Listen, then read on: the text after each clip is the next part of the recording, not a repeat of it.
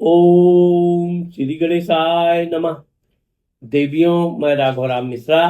आज कर्क राशि की महिलाओं के गुरु के राशि परिवर्तन के बारे में हम बात करने वाले हैं। अभी गुरु 2 जून 2026 से 31 अक्टूबर 2026 तक कर्क राशि में रहेगा। अब चूंकि गुरु कर्क राशि में उच्च का हो जाता है, उच्च का मतलब यह है कि बहुत पावरफुल हो जाता है, नीच का मतलब कमजोर। अब यहाँ पर गुरु आपकी ही राशि में उच्च का हो रहा है, तो इससे आपके जीवन में क्या क्या प्रभाव पड़ेगा, क्या क्या लाभ मिलेगा, इस बारे में बात करने वाले हैं। क्योंकि कर्क राशि का स्वामी चंद्रमा होता है, और ये आपने जानते भी होंगे कि गुरु चंद्र जहां भी केंद्र में बैठ जाए तो गज केसरी योग बनता है।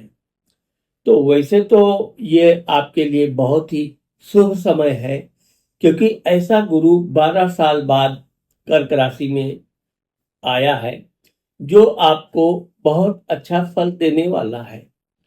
सबसे पहले तो कर्क राशि की उन माँ बहन बेटियों के लिए है कि जो कोई नया कार्य करना चाहती हैं, धार्मिक तीर्थ यात्रा करना चाहती हैं, तो आपके धार्मिक कार्य करने का पूर्ण योग बन रहा है।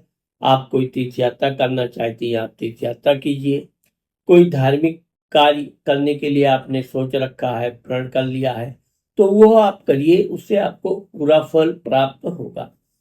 यहाँ पर हम आपको बताना चाहते हैं कि गुरु आपके कुंडली में छठा घर, देखिए ये धनु राशि है, छठा घर का स्वामी है और आपके भाग्य स्थान का स्वामी है। तो छठा स्थान क्या है? कर्ज, रोग, शत्रु। कर्क राशि की उन महिलाओं के लिए आपके लिए गुप्त शत्रु से बचना चाहिए। कोई ऐसी गुप्त बात जो किसी ने आपको बताया है, आपसे छुपा के रखने के लिए कहा है, वो बात आपको छुपा के रखना चाहिए, बिल्कुल कदापि नहीं करना चाहिए। अगर आप ऐसा नहीं करती हैं तो बेवजह तनाव बढ़ सकता है। अगर कोई आपको धन मांगने आ रहा है, अगर आपका बहुत ही खास है, फिर भी आप धन देते समय लिखा पढ़ी करके देंगी, तो वो आपके लिए आगे चलकर बहुत फायदेमंद रहेगा। यहाँ पर हम आपको बताना चाहते हैं कि गुरु की 3 दृष्टि होती है, 5वीं दृष्टि, 7वीं दृष्टि और 9वीं दृष्टि। अब गुरु आपके इस कुंडली में बैठ के आपके पंचम घर यानी वृश्चिक राशि को देख रहा है। ये देखिए 1 2 3 4 5।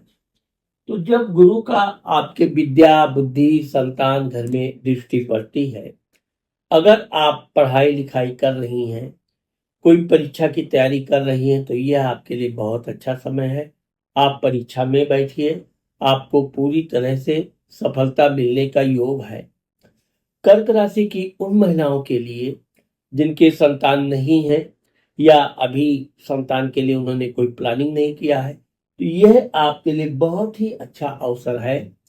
आप संतान के लिए प्लानिंग कीजिए, आपका शुभ समाचार प्राप्त होगा, और जल्द से जल्द भगवान ने चाहा तो आपको गॉड गिफ्ट भी प्राप्त होगा।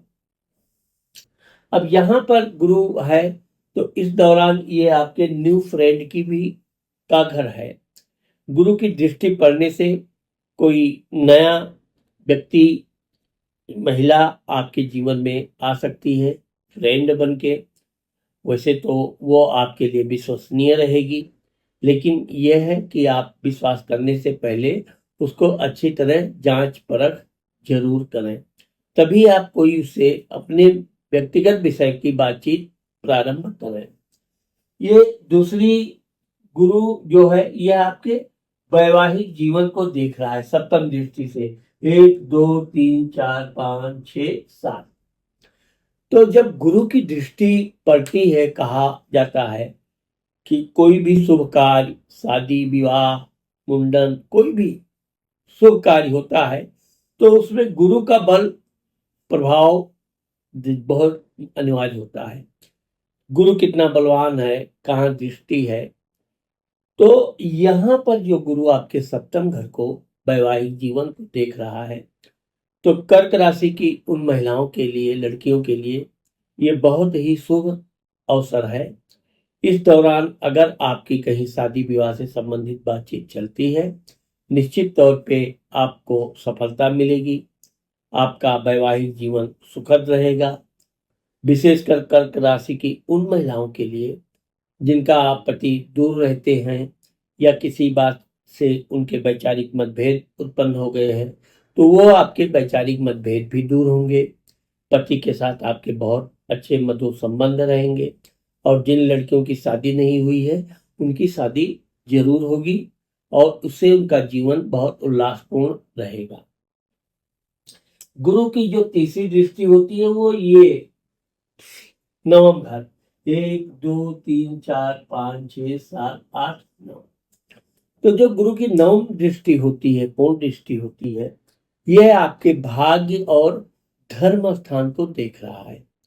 आप भाग्य से कोई सामान खरीद फरोख्त करती हैं तो निश्चित तौर पे वो आपके लिए आगे चल के बहुत उपयोगी रहेगा।